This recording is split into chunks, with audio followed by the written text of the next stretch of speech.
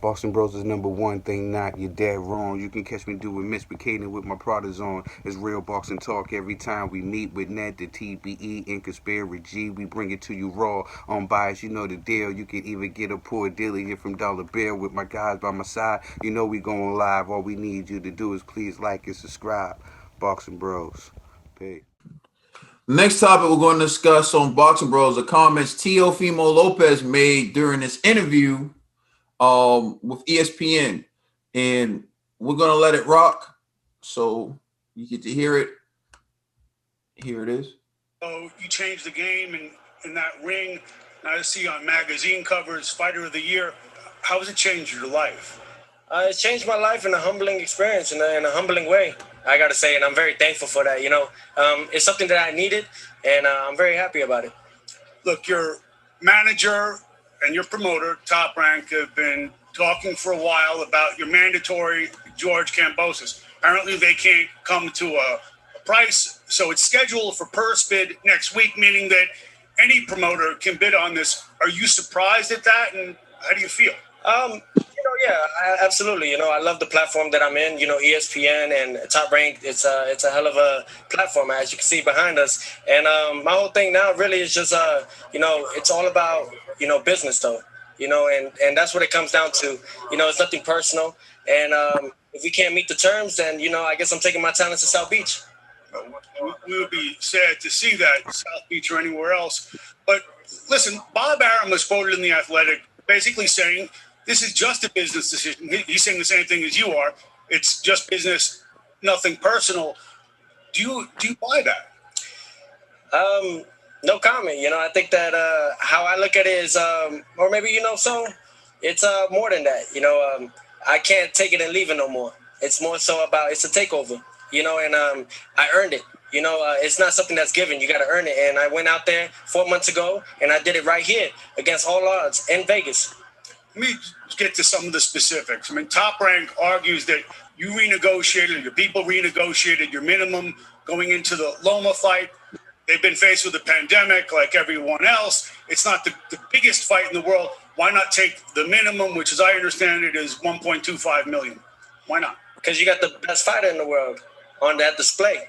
It's all pay dues, and that's what we did. We paid our dues. Teofimo, your favorite fighter is your favorite fighter. So that sets the tone, and I think that everybody needs to realize that. I am the truth. I am the best in the division, and it's just the takeover. I'm here all about the glory. I'm looking at forward, and I'm moving forward. So if you can't meet the terms, then, like I said, taking our talent somewhere else. But Top Rank has invested a lot in you. How do you think this episode ends? Hopefully, with everything being said and done, hopefully we're back here again. ESPN, hopefully we are able to have fans during those times, but we'll see what happens. February 18th is when we'll see what happens. All right. Forget promoters, forget sanctioning bodies, mandatories, and forget social media. Yes. Who do you want to fight? Who do I want to fight? Right now, I'm saying at 135 for now, just so I could wait and see the winner of Ramirez and Taylor. And I'll be going out there for the glory of becoming undisputed back-to-back at 140 and 135. You know what? At 135, before you go up there. Before I go up there. The fights that everyone I'm not worried about the guys that's behind me. Hold up. I'm taking over. I understand that. Okay. But everyone's talking about Devin Haney, this and that. Yeah. Ryan Garcia, this and that. Mm-hmm. Would there be a rematch with Lomachenko? No need. We went out there, we destroyed everybody, and we did what we had to do. My whole thing is that everybody talks about a rematch. However, no respect. Didn't get no rematch clause, so that's on their end. Okay. What about Ryan Garcia? What about him? They're famous on the internet. I'm real life hot. But I remember, listen, man, I remember you saying, no, so they got to get their weight up. And with the J. Cole, hit him with the... Devin Haney. All of them. Half of their careers have... Devin Haney's half his career has been in Mexico. Remember, he's been fighting cab drivers. Tank Davis, he's been fighting 122, 126 pounders. Next. What's next? Yo, savage, bro. You see a guy hasn't been in the ring. All right, that's basically it. Yo. Yo,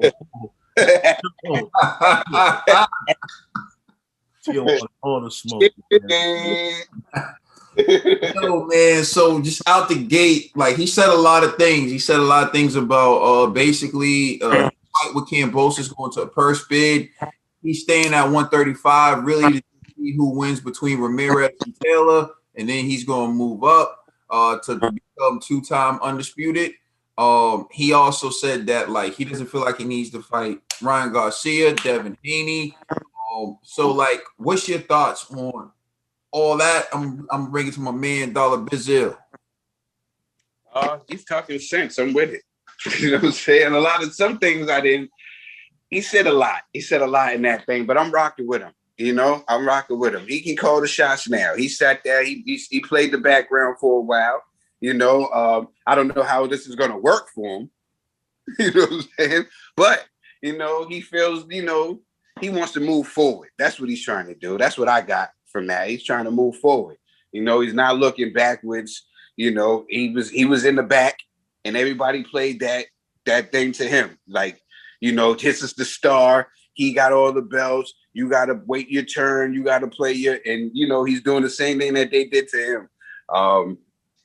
I don't know if that's going to work out for him, but hey, like I called it, I felt like he was too big for this division anyway. I thought that he was going to move on and challenge for the winner of the Ramirez and Josh Taylor fight anyway. I thought that would be a good way. Puts him in the record books, keeps him in the record books, and it adds another cap to his legacy.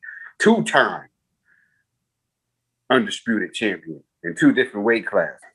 You know, look, the money situation, he wants to be compensated. You feel like he's been taking pennies all this time. Now he's the champion. He wants to be compensated. He wants some, you know, some champion money.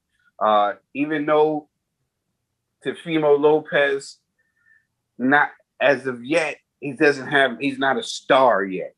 You know, he's not a star yet. Then ESPN and Bob Arum and them, I don't see them doing the stuff that they was doing for Lomachenko, you know, as far as the promotion and promo, that all the promo that you were seeing for Lomachenko. I don't see this for this young champion like that. So maybe it's time for him to try to, you know, go off and try to see who else is out there for him. You know, as we got a relationship with Bob, but he's saying Bob got to do him right, you know, and put some respect on him. I don't know, man. This kid, I just like the energy that this kid is bringing. You know, his kid's bringing energy. He's funny. He's making valid points. I like him. I like Teofimo Lopez. I really do, man. But I just want him to don't get too focused on the politics on the outside of the ring, and you forget to do your job on the inside of the ring. Because this is what happens. You get too caught up with all the politics of boxing and all that you forget to do your job in the ring. And I don't want you to get one of those, you're so worried about the business on the outside that you forget, you know, to take care of business on the inside. And it can happen. You know, you talking all this mess and you want to do all this stuff. Like, listen, you got to understand, like, one slip up. And these people, they can make it so that nobody has ever heard of you. You know what I'm saying? So just, you know, tread lightly. You know, I'm with you, champ. You know, I wish, man, listen, he just gotta get somebody that can handle that business side for him so he can concentrate on the ring. You know, like the greats, like Floyd Mayweather. He had people to help him, advise him on things to do, you know, outside of the ring. So when it was time to go in the ring, Floyd can focus 100% on the task at hand. And I think that's what Teofimo Lopez needs. But I like the kid. I like his energy. I think he's funny. You know, I really want to see the sport do good by this kid. I really do. But hey, what do you know?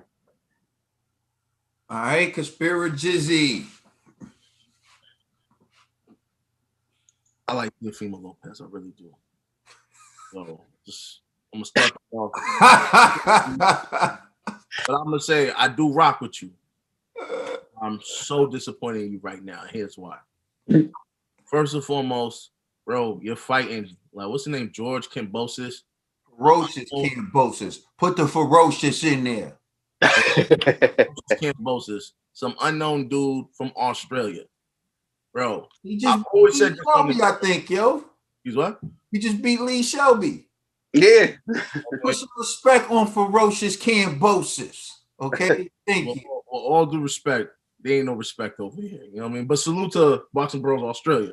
But Lee I've Shelby always said came this- out to some OG ill rap music, cause so respect Shelby's gangster. God bless his heart. But however, right? I've always said this on the show. It takes two to make a pay-per-view, right? So, Tio, I understand what you're saying. Like, yo, I deserve to get more bread. I beat Lomachenko, this and the third. However, Lomachenko wasn't even a pay-per-view star. You know what I'm saying? So it's more than just getting the belts.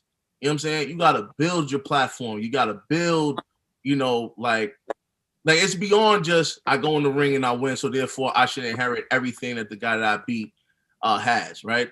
But Loma didn't really have much. I'm gonna keep it 100 with y'all. Like ESPN's probably like, damn, we invested all of this money in Lomachenko and we ain't make no payback. You know what I'm saying? Like it was a poor return on investment. Now we got Teofimo that's like, yo, you know what? Give me more than like what they're offering 1.5 million, right? I'm like, bro, you're fighting a no-name guy and you want ESPN to give you more bread. That's just not happening, right? So then now he's like, well, then, yo, I got to take my act to whatever. Bro, I don't even know if anybody else wants to pick up this fight. I don't think PBC wants to take this fight. DAZN might be foolish enough because they have a long track record of overpaying fighters. So Eddie might convince Matchroom and DAZN to pick up that fight. But it ain't gonna be for much. You get what I'm saying? Like, me honest, this is what I think he should do. Because clearly he, like, when it comes to this type of bread, no promoter wants to throw down. And I don't know if this is true, but if in fact Australia is open, right? Yo, just take the fight to Australia. You know what I'm saying? That could be a huge fight for Australia to the point where, and this is my conspiracy bag, maybe the Australian government could subsidize the fight, right? Where it's like, okay, ESPN, he wants whatever, let's say he wants 3 million. Y'all pay the 1.5, we'll pay the other 1.5, but he has to fight in Australia to make it huge for the Australian boxing market, whatever, right? Win, win, win, win, win. You know what I'm saying? But so this is what I think he should do or try to pitch. Like, call up that dude, Cambosis, like, yo, listen here, bro. I know you unknown. So I ain't gonna make no money off you unless you can get your government to subsidize this fight. Because, yo, think about this. If Canelo versus Yildirim was a pay-per-view fight, it will flop. You see what I'm saying? And Canelo's the man. But the dude he's fighting is, you know what I mean? So it's like, nobody wants to pay, $75, even $50 to watch Canelo abuse some dude that's already getting beat up in these streets. Now you're talking about Teofimo, who ain't even on Canelo's level. He ain't even on Lomachenko's level. And he's fighting a guy that nobody knows. That's a problem. And then another thing that I was really disappointed in what he was saying, which Hayden called this a long time ago, so I'm going to give you your kudos, when he was like, yo, he's just going to literally go up to 140, right? And I'm just like, yo, I disagree with it, though, because all the big fights are at 135. So the big money is in 135, not in 140. You know what I'm saying? So it's like he's downplaying Ryan, talking about he just fights Mexican cab drivers and all that stuff. That's cute. But I guarantee you, if you fought Ryan, y'all can make a good payday. You get what I'm saying? Even if he fights Devin Haney, y'all can make a good payday. So it's like, bro, you'll make more money at 135 than you would going up to 140. So what are you doing? Like, but I get it. Like, yeah, it's a good accomplishment. Like, yo, he's champion of both weight divisions. Yeah, that's cute. But aren't we not fighting for the bag? You know what I'm saying? And the bag is at 135 right now. Clear out the division. Get that bread that you really want. You know what I'm saying? If he's talking about he really wants money, stay at 135 and fight these names. Fight a Tank Davis. Fight a Devin Haney. Fight a Ryan Garcia and get the bread. Then you can go up to 140. So that's why I'm like, and I'm not going to say he's ducking because it could be a strategy. If he goes up to 140, gets the belts, and it comes back down to 135, he could leverage more money and stuff. So I'm hoping that's what he's going to do. But if it's one of those, I'm not going back down to 135 ever again, I'm done with 135, then I'm disappointed. Well, Oh, I'm done. So you can go ahead. Oh, no, I just had a question. I mean, I understand all that, and I think that he would stay in it. That 140 to me is not a duck. The 140 to me can be a successful move, especially if Josh Taylor beats Jose Ramirez, and they do that big fight over there in the UK with Josh Taylor and them. He can make a bag over there. I think he can make a bigger bag with Josh Taylor than he could with all the other guys at 135.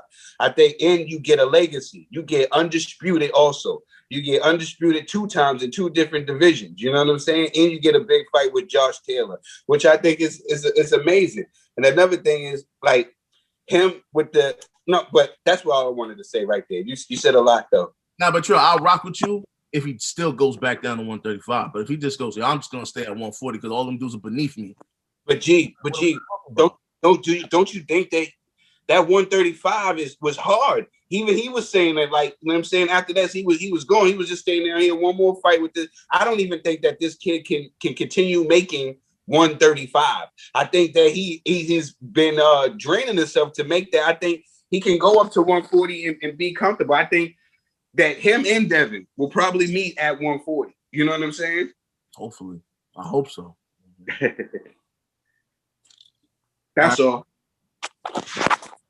Man, first, ESPN's dropping the ball right now. Like, I don't know what's going on, who's managing things. I think fire Bob Arum because he's like, it's collapsing. Everything's coming. I disagree with you, Ned, on that. Yeah, you can't, because how are you going to get that Jose Ramirez and Josh Taylor fight? Because they're signing ESPN Bob. True, but I'm saying everything's falling apart over there. They can't pay their fighters. They can't make fights. Things are getting out of control.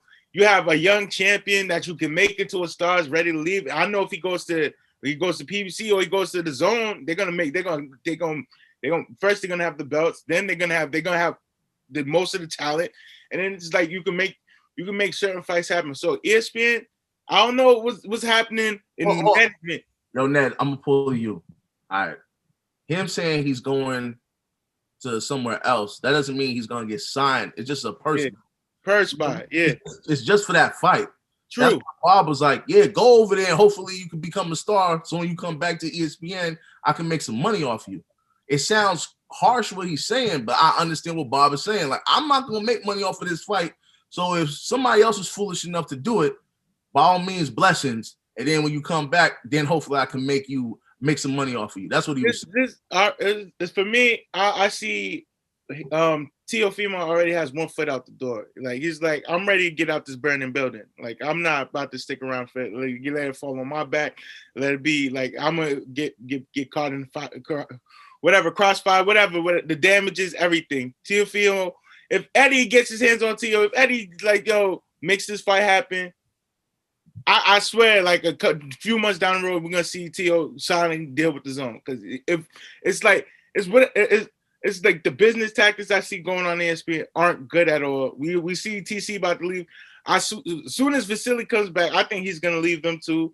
Teo's on his way out, and Tyson Fury. I after AJ Fury 1, 2, 3, whatever, I think Fury's out the door as well. So I'm just saying, because you don't know how many fights they got in that, but I'm just saying their stars are literally gonna be out the door. But back to Teofimo, I like right now. I agree. Like, he has to calm down. You won the belts in a fascinating way, but I just feel you gotta calm down. Like, you gotta gain that traction. Now you gotta build that following. You can't just I'm gonna start now, or I get it. You're the champion, but you can't just may have these demands where you have to beat. You have to go on and beat people so you could the demands should stick. But right now you beat Vasily, which I applaud you for. Which I didn't see it coming, but now you just gotta calm down and make right decisions. Don't let the status get to your head where you flop the next fight, or you get surprised by Kambosos when that fight happens. So that's it for me. Like, I'm not gonna down talk. Like, if he moves up and fights Josh Taylor is not a sleepable opponent. You can't sit there and think, oh, I'm gonna move up and beat Josh Taylor. That might be a flop in itself, but I'd be like, Just Tio, take it easy right now.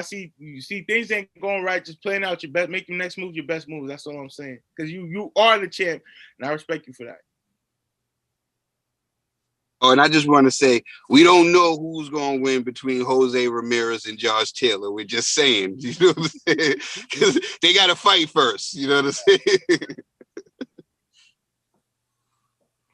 So the number one thing I'm going to start with is Ferocious Kambosos is a mandatory. So it's not the fight that Tio necessarily wants. It's not the fight that Bob Arum wants. It's a mandatory challenge to keep a title. So that's the one thing you have to keep in mind. So because this is a fight that nobody really wants, it's the fight that's being pushed for the title. Bob Arum is saying, I'm not going to pay for a fight that I'm not interested in, that I don't think is going to make any money, right? So it goes to a purse bid, and then someone else can pick up the fight if they're willing to pay Tio's purse. But remember, Tio renegotiated his minimum when he fought Vasily Lomachenko. And so now Bob Arum's like, look, I don't see how I'm going to recoup this money, so I'm not going to pay for it. So that's one thing. The whole talk about Teofimo leaving Bob Arum's ridiculous because he won't get undisputed at 140 if he leaves. So he can't leave. So this is really just what's going to happen with this one fight, right? What's going to happen with this one fight, and then come back, and then we can make you undisputed in 2 different weight classes, right? Here's the issue and the point that I've been trying to make for the longest time. Because like I said, this is chess, not checkers. People are playing checkers. People are playing being extreme fans of the fighter they're like, and they're not looking at this from an objective, logical, business, and what makes sense type of perspective, right? And what's happening is Bob Arum isn't going to lose money on this fight, but he did invest in Tio. He gave him the belts. But what are we talking about? The man who has the most belts can't sell out arenas like Ryan Garcia and can't fight on pay-per-view like Tank. So, Caden, what are you saying? So I'm telling you, just because someone has all the belts doesn't make it lucrative, doesn't make them a star. Here you have Teofimo Lopez with all the belts, and he can't fight on pay-per-view like Tank. Tank can fight on pay-per-view fighting Leo Santa Cruz. Even if it was Leo Santa Cruz versus Tio, that wouldn't be on pay-per-view. Bob would still be talking about, I don't know if I want to pick this up or not. You understand what I'm saying? So this is what star quality is, what makes you unique, not the belts, people. So think about that. Star quality is what makes you unique. What Ryan Garcia has, what Tank Davis has. That's what makes you unique. So here you have all the belts and you can't sell nothing, right? He moves up to 140. He can get all the belts. Will that make him a star? Probably make him more of a star.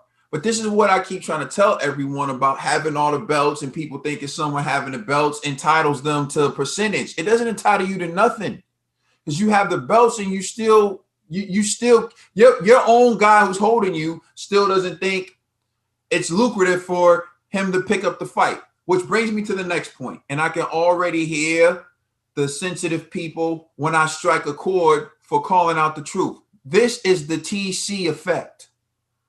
What you're witnessing right now is the Terrence Crawford effect, because Bob Arum picked up TC's fights and he took losses. He came out and said, I took a loss for this.